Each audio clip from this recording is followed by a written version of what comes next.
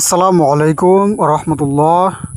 আশা করছি প্রিয় দিনী ভাইরা আল্লাহর অশেষ রহমতে সকলে ভালো আছেন। কুরবানি করাতে কয় ভাগ করা যায়, 2, 4, 6, এ ব্যাপারে ইসলাম কি বলে চলুন জেনে আসি। মুসলিম মিল্লাতের বড় এবং 2 আনন্দের একটি হচ্ছে ঈদুল আজহা। ঈদুল আজহার প্রধান আকর্ষণ এবং সবচেয়ে বড় আমল হলো কুরবানি করা। এটি ইসলামের একটি মহান নিদর্শন।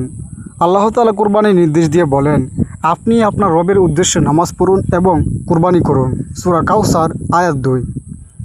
কুরবানিতে আল্লাহ তার রাসূলের আনুগত্যের শিক্ষা এবং আল্লাহর ভালোবাসায় নিজের সব চাহিদা ত্যাগ করার শিক্ষা রয়েছে। সামর্থ্য অনুযায়ী একজন একটি পশু অথবা বড় পশুর সাথে শরিক হয়ে কয়েকজন মিলে ভাগাভাগির মাধ্যমে কুরবানি করা জায়েজ। শরিক হয়ে কুরবানি করলে কিছু বিষয় জানা জরুরি, যেমন উট, গরু, মহিষ 7 ভাগে এবং 7-এর কম যে কোনো সংখ্যা হতে পারে, যেমন 2, 3, 4, 5 এবং 6 ভাগেও কুরবানি করা জায়েজ। সহিহ মুসলিম হাদিস নং 1318। এইভাবে একটি বড় পশুতে সর্বোচ্চ 7 জন শরিক হয়ে কুরবানি দিতে পারবেন। জাবের বিন আবদুল্লাহ হতে বর্ণিত, তিনি বলেন, আমরা হুদায়বিয়ার সনে উট 7 জনের পক্ষ থেকে এবং গরু 7 জনের পক্ষ থেকে কুরবানি করেছিলাম। সহিহ মুসলিম 2322 নম্বর হাদিস। হাদিসটি আবু দাউদে রয়েছে। অর্থাৎ আপনি চাইলে একটি গরু বা মহিষ 2, 4 বা 6 ভাগেও কুরবানি করতে পারবেন। তবে মনে রাখতে হবে, কুরবানির পশুতে প্রত্যেক অংশীদারের অংশ সমান হতে হবে। কারো অংশে একটু কম একটু বেশি হতে পারবে না, যেমন কারো আধা ভাগ, কারো 1.5 ভাগ। এমন হলে কুরবানির শরিক বিশুদ্ধ হবে না। আরও মনে রাখতে হবে, হারাম উপার্জনকারী অংশীদার নেওয়া যাবে না। এটা অত্যন্ত গুরুত্বপূর্ণ একটি মাসআলা। আপনি 7 জনে মিলে কুরবানি করলেন বা 3 জনে মিলে কুরবানি করলেন, এদের মধ্যে একজনের টাকা সমস্যা রয়েছে, যেমন হালাল টাকা রয়েছে, এর জন্য কিন্তু বাকি যারা রয়েছে তাদের কুরবানিও কিন্তু বাতিল হয়ে যাবে। তাই এ ব্যাপারে অত্যন্ত হুঁশিয়ার থাকতে হবে, অত্যন্ত কঠিন থাকতে হবে যে আমাদের টাকাটা হালাল কি হারাম। অবশ্যই এই বিষয়টি মাথায় রাখবেন।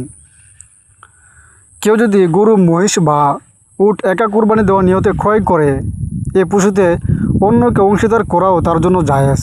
তবে ধনী হলে এতে কাউকে শরিক না করাটাই কি ভালো। শরিক যদি তারপরে শরিক করেন, তাহলে সেই টাকাটা সদকা করে দেওয়া উত্তম। কিন্তু খেতে পারবেন, কিন্তু হাদিস অনুযায়ী সেই টাকাটা সদকা করে দেওয়াটাই কি উত্তম। আবার কুরবানি ওয়াজিব হয়নি এমন কেউ যদি কুরবানি নিয়ে পশু ক্রয় করে থাকে, তাহলে যেহেতু কুরবানির নিয়তে পশুটি ক্রয় করে আল্লাহর জন্য নির্ধারণ করেছে, তাই তার জন্য এই পশুতে অন্যকে শরিক করা জায়েজ নয়। যদি শরিক করে, তবে ওই টাকা সদকা করে দেওয়া জরুরি। কুরবানির পশুতে কাউকে শরিক করতে চাইলে পশুর ক্রয়ের সময় নিয়ত করে নিতে হবে।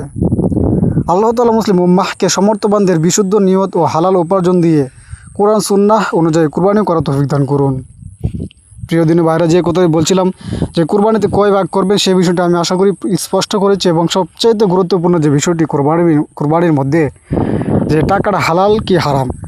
যদি 3 জনে বা 4 জনে বা 6 জনে কুরবানি দেন, তাদের মধ্যে প্রত্যেকে টাকাটা কি হালাল হারাম এটা যাচাই করে নেবেন। অবশ্যই যদি 5 জনের টাকাও হালাল হয়, একজনের টাকা যদি 1 টাকাও হারাম হয়, তাহলে কি বাকি 5 জনের কুরবানি বাতিল হয়ে যাবে। তাই এই বিষয়টা জানা জরুরি এবং এই বিষয়ে সতর্ক থাকবেন। আল্লাহ তাআলা আমাদের সবাইকে, প্রত্যেকটি মুসলিম ভাইদেরকে এই হাদিসটির উপর আমল করে কুরবানি করার তৌফিক দান।